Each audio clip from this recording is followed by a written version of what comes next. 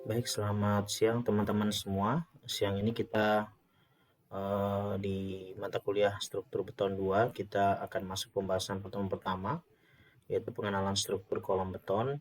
Sebelumnya teman-teman, untuk edukasi kita menambah semangat di channel kami di Engineering Study, silahkan boleh visit, boleh mereview, like, and subscribe dengan saya Pak Agianata Tumunte, di Engineering Study channel Civil Engineering. Baik, kita mulai untuk pertemuan kita yang pertama, pengenalan struktur kolom beton. Adapun materi kajian kita, pembahasan kita yang pertama, pengertian kolom beton. Jadi kita mau bahas tentang kolom beton itu seperti apa, kemudian jenis-jenis kolom beton. Kemudian yang ketiga, perilaku kolom sengkang, komponen ya, pengaku, persegi, dan spiral. Kemudian yang keempat, faktor keamanan untuk kolom. Dan yang kelima, kapasitas maksimum beban aksial pada kolom. Dan yang terakhir, persyaratan peraturan untuk kolom. Pengertian kolom beton yang pertama, kolom adalah komponen struktur vertikal yang menerima dan menyalurkan gaya tekan aksial bersamaan atau tidak dengan gaya momennya. Jadi bagaimana kolom vertikal akan diberikan gaya aksial yang akan disalurkan sepanjang batang kolom bersamaan, ya, tidak dengan gaya momennya. Dikarenakan resiko runtuhan kolom lebih berbahaya dibandingkan struktur lantai, baik plat atau balok dari pola keruntuhannya. Bayangkan kalau misalkan kita punya gedung, kolom runtuh duluan, maka seluruh bangunan kita akan mengalami keruntuhan. Ya, karena kolom lebih banyak memikul bagian struktur dibanding balok ya sebagai komponen penyangga, sehingga bila kolom runtuh akan lebih banyak bagian dari bangunan yang hancur dibandingkan dengan hanya balok saja. Oleh karena itu di dalam desain kolom harus mengandung dasar filosofi perencanaan kolom, yaitu strong column weak beam. Jadi ini yang kita akan sering ketemu nanti, bahwa bagaimana dalam perencanaan kita harus menjaga kekuatan dari kolom kita dibandingkan dengan balok kita. Nah, kalau saya lihat di sini ilustrasinya, saya punya kolom teman-teman ya. Ada join nanti antara balok dengan kolom, pertemuan ya seperti ini.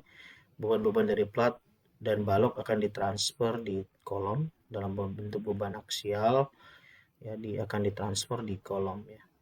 Berikut dengan pondasi di bawah ya, transfer akan beban dari kolom akan transfer ke pondasi ya, sehingga akan ada daya dukung pondasi yang akan menahan daripada gaya aksial beban yang ada. Nah, di dalam kolom sendiri ada tulangan pengekang atau ties ya, menahan tekuk tulangan vertikal ya, di mana di sini nanti akan dibuat prinsipnya bahwa semakin besar, semakin tinggi FC aksen, maka semakin tinggi kekuatan kolomnya.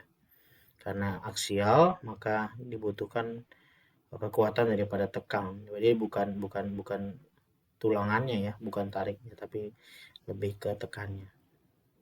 Baja tulang vertikal menambahkan kekuatan dari kolom atau memberikan bentukan juga ya, sebagai pembentuk daripada kolom itu sendiri.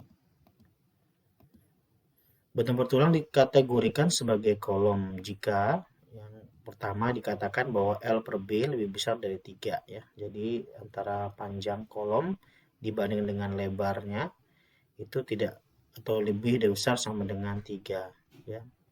Nah, jika LB kurang dari 3 atau panjang kolom dibanding dengan lebar panjang kolom kurang 3, maka elemen tersebut dinamakan pedestal atau kolom pendek ya. Kemudian kita masuk yang kedua, yaitu jenis-jenis kolom beton. Ya, berdasarkan bentuk dan komposisi material yang umum digunakan, maka kolom bertulang dapat dibagi dalam beberapa tipe. Yang pertama yaitu kolom 4 persegi dengan tulangan longitudinal memanjang dan tulangan pengikat lateral yaitu sengkang. Ya, jadi tulangan longitudinal memanjang yang akan diikat oleh tulangan lateral yaitu sengkang. Bentuk penampang kolom bisa berupa bujur sangkar ya, bentuknya, atau berupa 4 persegi panjang. Nah, contohnya seperti ini ya. Jadi saya punya misalkan balok 15 satuan sentimeter dengan selimut kurang lebih 1,5 cm misalnya ya. Dengan tulangan seperti ini, tulangan longitudinalnya ada 4, 1, 2, 3, 4. Kemudian tulangan sengkang sebagai pengikatnya ya. Jadi ini contohnya, ini tulangan utama adalah tulangan longitudinalnya. Kemudian ini adalah begelnya, tulangan sengkangnya. Ini bajanya baja diameter 10 untuk yang utama, dan yang untuk sengkangnya 8 mili. Nah, yang kedua adalah kolom bulat dengan tulangan longitudinal dan tulangan pengikat spiral atau tulangan pengikat lateralnya. Jadi di sini karena dia bulat, maka perbedaannya adalah di sengkangnya ya. Jadi bentuknya spiral atau mengikuti daripada bentukan daripada kolomnya, yaitu bulat. Kolom ini mempunyai bentuk yang lebih bagus dibandingkan bentuk yang pertama yang di atas tadi ya, namun pembuatannya lebih sulit dan penggunaan tulangan longitudinalnya juga kurang efektif jika ada beban momen lentur dibandingkan tipe yang pertama di atas tadi ya. Nah, contohnya seperti ini ya. Jadi tulangan longitudinalnya adalah yang ini ya. Kemudian yang sengkangnya adalah yang melingkar ini ya. Bayangkan ini kalau tidak diperhitungkan dengan baik, ini cukup boros ya dalam penggunaan di lapangan. Nah, yang ketiga adalah kolom komposit ya. Pada jenis kolom ini digunakan profil baja sebagai pemikul lentur ya pada kolomnya. Jadi ini komposit antara beton dan baja. Selain itu tulangan longitudinalnya dan tulangan pengikatnya juga ditambahkan bila perlu ya. Tergantung daripada desain keperluannya ya. Bentuk ini biasa digunakan apabila jika hanya menggunakan kolom bertulang, biasa diperoleh ukuran yang sangat besar karena bebannya yang cukup besar. Jadi di sisi lain diharapkan ukuran kolom tidak terlalu besar. Jadi dengan ada penambahan daripada baja profil ini, diharapkan dimensi yang dihasilkan juga tidak terlalu besar ya. Seperti ini hub beam atau WF beamnya, kemudian ada tulangan longitudinalnya, kemudian ada sengkangnya, terus kemudian ada selimutnya. Berikut juga dengan pipa beton ya, atau reinforcement konkrit gitu ya. Ini sama, ini sengkangnya misalkan gitu, ada longitudinal juga di tengah. Sorry, ini ada pipa betonnya di sini. Ya, ini pipa struktur betonnya. Harusnya juga bisa di sini yang pipa baja, tapi mungkin terlalu mahal. Berdasarkan kelangsingannya, kemudian kita lihat lagi jenisnya. Ini berdasarkan kolom dibagi atas ada 2, kolom pendek dan kolom langsingnya. Kolom pendek itu dimana masalah tekuk tidak perlu menjadi perhatian dalam merencanakan kolom karena pengaruhnya cukup kecil. Jadi karena dia kolom pendek, karena dia L-nya juga pendek, maka faktor tekuk tidak menjadi perhatian ya, atau bisa diabaikan untuk kolom pendek. Sedangkan kolom langsing di mana masalah tekuk perlu diperhatikan dan dalam merencanakan kolom. Kalau langsing sangat-sangat perlu untuk kita perhitungkan ya untuk masalah tekuknya karena dia langsing. Kemudian kita masuk di perilaku kolom persegi dan spiral ya. Tulangan sengkang ya. Ini kita bicara tentang sengkang. Pada kolom berfungsi untuk mencegah tulangan longitudinal menekuk keluar ya. Jadi bagaimana sebagai pengikat tulangan sengkang ini supaya menjaga posisi longitudinal tidak menekuk keluar dan menahan ekspansi lateral. Jadi beton inti akibat menerima beban aksial. Contohnya seperti nanti kita lihat gambarnya, bagaimana pada kolom sengkang persegi, tulangan sengkang mempunyai jarak tertentu yang berarti juga merupakan jarak sokong tulangan longitudinal ya. Apabila kolom persegi diberi beban aksial sampai runtuh, mula-mula beton pembungkusnya duluan atau selimutnya, kemudian beton di luar tulangan sengkang akan pecah ya. Dan setelah itu tulangan longitudinal akan menekuk keluar ya. Karena aksial tadi, karena beton pembungkusnya atau selimutnya sudah tidak dapat mampu menahan sebagai penyokong lateral ya, sudah hancur. Tulangan sengkang juga akan membengkok keluar karena beton mengalami ekspansi keluar ya akibat beban aksial. Jadi ini akan membengkok tulang sengkangnya juga ya, yang pada akhirnya akan menyebabkan keruntuhan kolom. Kejadian ini seringkali terjadi tiba-tiba pada struktur kolom persegi, dan ini yang perlu kita waspadai. Kolom kita harus mampu untuk kita menahan daripada beban aksial yang diberikan. Ya, jadi contoh kerusakannya seperti ini ya, ini yang untuk persegi. Bagaimana waktu beban aksial berlebih mungkin ya. Di sini tulang longitudinalnya sudah mengalami keruntuhan, sudah menonjol keluar, sengkangnya juga begitu, sudah ketarik keluar ya. Jadi ini pola keruntuhan tulang persegi akibat beban aksial ya, ini pada saat maksimumnya. Kemudian sedangkan apabila kolom spiral dibebani aksial sampai runtuh, perilaku keruntuhan berbeda dengan kolom persegi yang sebelumnya, atau relatif lebih baik lah, karena tadi mungkin karena dia melingkar lebih rapat ya. Jadi dikatakan ketika beton pembungkus mulai pecah, gompal, kolom tidak runtuh tiba-tiba ya, karena kekuatan beton inti masih bisa memberi kontribusi menahan akibat sokongan tulangan spiral. Ya, jadi selanjutnya kolom akan berdeformasi ya, lebih lanjut sampai tulangan longitudinal dan kolom runtuh. Nah, gompal pada pembungkus beton atau selimut beton ini sebagai peringatan akan terjadi keruntuhan kolom apabila beban terus bertambah. Jadi indikasi pertama untuk melihat keruntuhan kita lihat di area selimut betonnya ya. Walaupun beton inti masih dapat sedikit memikul beban lagi dan sampai akhirnya runtuh ya. Walaupun beton dalam, beton intinya mungkin masih mampu untuk menahan daripada beban aksialnya. Hal ini menjadi kolom spiral lebih datar, ya, runtuh bertahap artinya dibanding dengan kolom persegi. Jadi kalau kita lihat di sini contohnya ya seperti ini ya, bagaimana sudah terjadi keruntuhan di area luar ya selimutnya, sengkangnya juga masih rapat, cuma di sini yang longitudinalnya sudah mengalami bengkok ya, atau sudah menekuk keluar. Ini keruntuhan sengkang spiral. Jadi mungkin ini kerapatan daripada sengkangnya juga sangat berpengaruh, sehingga beton intinya juga cukup kuat ya, masih menahan. Nah, kalau kita lihat perilaku sengkang persegi dan spiral, kalau kita lihat di sini contohnya ya antara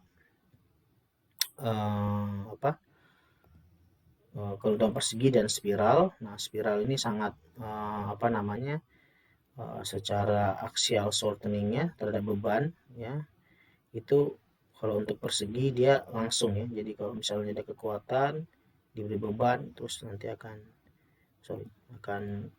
runtuh langsung. Sedangkan untuk spiral itu masih pada saat diberikan beban maksimum ya, itu masih karena mungkin tulangan juga banyak ya, jadi akan masih mengalami perkuatan kembali seperti ini dan kemudian akan putus di sini ya. Jadi ini sangat-sangat baik sekali untuk kekuatan spiralnya. Nah, di sini juga untuk perilaku sengkang kita lihat di sini kekuatan selimut beton, rumusnya ya teman-teman.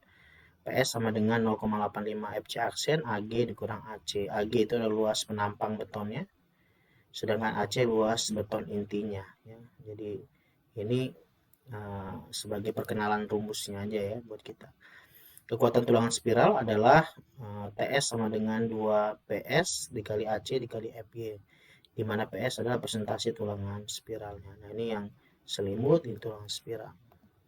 Sedangkan persentase tulangan spiral minimum menurut ACI 10.6, rumusnya ini ya, PS sama dengan 0,45 dikali dengan AG per AC min 1 FC aksen per FY. Jadi AG tadi luas penampang betonnya, AC luas inti betonnya ya. Kemudian kita masuk berikutnya di tulangan sengkang spiralnya dibutuhkan adalah ya, kalau kita mulai di sini rumusnya untuk spiral PS sama dengan 4AS dikali DC min DB per S DS kuadrat, di mana DC adalah diameter dari inti ya. Diameter luar spiralnya ya. Kemudian AS itu sama dengan luas penampang tulangan spiralnya, kemudian DB sama diameter tulangan spiralnya ya. Jadi kita bisa menentukan nih berapa kebutuhan daripada atau row S-nya ya. Jadi kebutuhan dari tulangan daripada spiralnya ya. Jadi kalau misalnya kita gambarnya seperti ini. Ini B, ini dia H-nya, ini D-nya, kemudian ini yang diameternya, dB-nya. Ini jarak spiralnya. Nah, kemudian kita masuk di faktor keamanan untuk kolom. Bila faktor keamanan V untuk desain kolom jauh lebih kecil dibandingkan dengan faktor keamanan balok lentur dan geser ya. Di bentuk balok adalah 0,9 untuk lentur, 0,9 untuk lentur dan 0,85 untuk geser. Sedangkan untuk faktor keamanan untuk kolom sengkang persegi yaitu adalah kekuatan geser dalam penopangnya ya, dan 0,7, dan untuk kolom sengkang spiral 0,75. Jadi jauh lebih kecil. Nah, ini perbandingan antara SNI dan ACI saja untuk faktor keamanan ya. Ini berdasarkan tipe pembebanan. SNI 0,8, 0,9 untuk lentur tanpa beban aksial pada beton bertulang, 0,09 aksial, tarik aksialnya dengan atau tanpa lentur. Kemudian 0,7, 0,75 perbedaannya ya. Aksial tekan dengan atau tanpa lentur untuk tulangan spiral, 0,65 untuk SNI, 0,75 untuk ACI, aksial tekan dengan atau tanpa lentur untuk struktur beton lainnya, dalam hal ini termasuk kolom beton atau kolom tulangan persegi ya. Kemudian untuk yang geser torsi 0,75 pada SNI, 0,85 pada ACI. Nah, kemudian kita masuk di kapasitas maksimum beban aksial pada kolom ya. Apabila kolom diberi beban aksial konsentrik, regangan longitudinalnya akan terjadi akibat beban aksial tersebut baik pada beton maupun pada baja ya. Hal terjadi karena beton dan baja sudah terikat menjadi satu kesatuan ya, sudah monolit ya.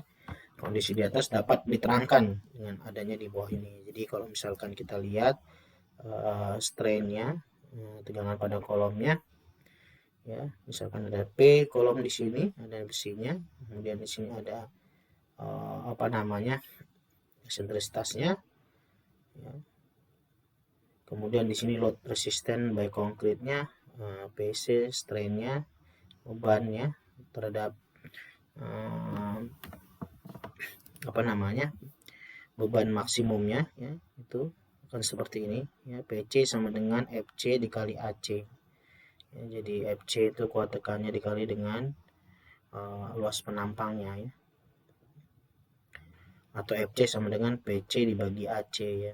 Ini PC maksimum sama dengan si FC AC ya, konkret kuat tekannya ya. Kemudian untuk yang kalau bajanya akan seperti ini ya, kecenderungannya ya. PS max-nya itu sama dengan FY dikali AST ya. Jadi kuat lelehnya dikali dengan penampangnya, luas penampangnya. Nah, total load resistance by kolom kalau kita lihat antara baja dan konkrit ya. Nah, cenderung di sini bahwa konkrit lebih tinggi ya. Nah, ini untuk bajanya seperti ini, PS-nya dan PC-nya. Nah, tegangan terjadi pada kolom terdiri dari tegangan beton dan baja, di mana total beban yang terjadi P0 adalah penjumlahan dari G yang terjadi pada beton dan baja. Nah, PC sama dengan FC aksen dikali AC dan EPS oleh sama dengan FY dikali AS. Nah, beton akan hancur apabila beban aksial mengalami atau mencapai beban maksimum ya, atau kapasitas momen kritis kolom dapat menerima beban adalah rumusnya ini. P0 tadi, P0 adalah di mana beban yang terjadi sama dengan 0,85 FC aksen AG min AST ditambah FY kali AST ya. Itu rumusnya. Untuk kolom spiral ya, PPN maksimum sama dengan 0,85 Pi dikali dengan 0,85 FC aksen AG min AST ditambah FY AST ya. Sedangkan untuk persegi ya, rumusnya PPN max sama dengan 0,85 Pi dikali 0,85 FC aksen dikali AG min AST ditambah FY AST ya.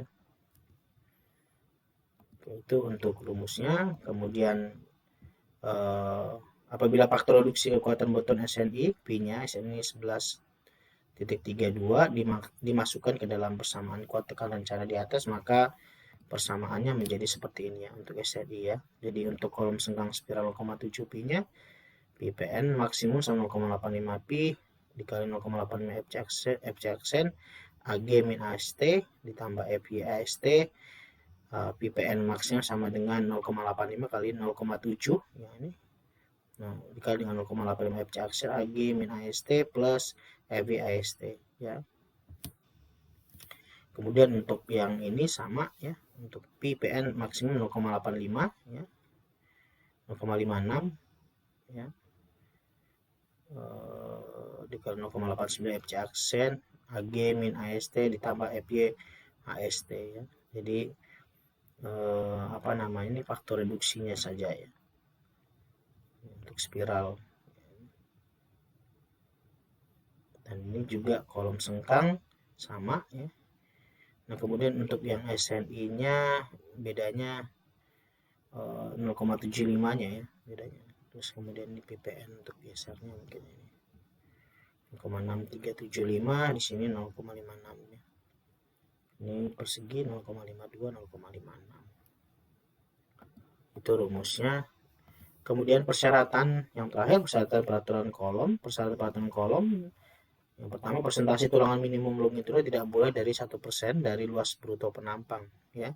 Jadi ini penting sekali untuk perencanaan kita, bahwa kebutuhan daripada tulangan minimum tidak boleh kurang dari 1% dari luasan penampang kolomnya ya. Jadi misalkan 15-20 ya luas penampangnya, ya tidak boleh keluar dari 1%-nya ya. Kemudian persentase tulangan maksimal longitudinal tidak boleh melebihi 8% dari luas brutonya ya, penampang kotornya. Ini juga rumusnya seperti ini. Kemudian yang ketiga, jumlah minimum tulangan longitudinal yang diizinkan untuk batang tekan adalah 4 untuk kolom persegi dan 3 kolom segitiga dan 6 untuk kolom spiral. Jadi maksudnya jumlah tulangan memanjang untuk tekan ya ada 4 kolom untuk sengkang persegi ya. Kemudian 3 untuk segitiga, 6 untuk spiral. Kemudian persyaratan berikutnya, untuk kolom persegi diameter sengkang tidak boleh lebih kecil daripada 0,375 in ya. Untuk longitudinal tidak boleh lebih dari 1,27 in atau lebih kecil dari minimum sengkang 4 ya, 0,5 in. Untuk tulangan longitudinal lebih besar dari 10 atau 1,27 in. Untuk satuan SI tidak boleh kurang dari diameternya 10 mili untuk longitudinal dan 32 dan 10 untuk longitudinal dan 32 atau lebih kecil dan minimum D13. Untuk longitudinal lebih besar daripada D32 ya. Jadi kita lihat di perhitungan, kita akan munculkan lagi ya. Dan jarak sengkang spasi tidak boleh melebihi 16 kali diameter longitudinal, 45 kali. Nanti syarat perhitungan kita, nanti setiap kali perhitungan nanti kita akan munculkan ya, 48 kali diameter sengkang atau dimensi lateral terkecil dari kolom. Jarak tulangan tidak boleh melebihi dari 6 inch. Jarak sengkang spiral kolom tidak boleh kurang daripada 1 inch dan tidak boleh melebihi dari 3 inch. Apabila sambungan diperlukan pada sengkang spiral, sambungan harus dilas ya, atau dengan lapping tulangan dengan kawat ya, perlapnya ya dengan bendrat gitu ya, di kawat ya, sepanjang 48 kali diameter sengkang atau 12 in. Baik, terima kasih untuk ini penjelasan untuk persyaratan dan untuk penjelasannya berikut. Terima kasih, sekian untuk penjelasan daripada kolomnya ya. Jadi yang perlu kita perhatikan bahwa poinnya adalah bahwa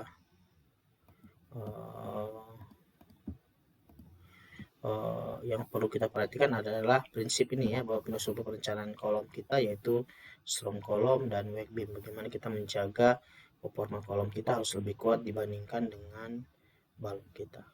Baik, sekian teman-teman untuk waktunya. Terima kasih buat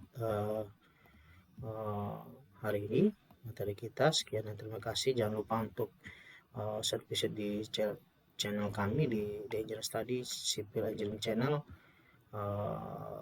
Silahkan review sebelumnya, dan like dan subscribe, boleh nyalakan loncengnya. Semoga kami dapat semangat untuk memberikan konten-konten dalam hal civil engineering. Terima kasih teman-teman, salam sehat semuanya. Sekian dan terima kasih.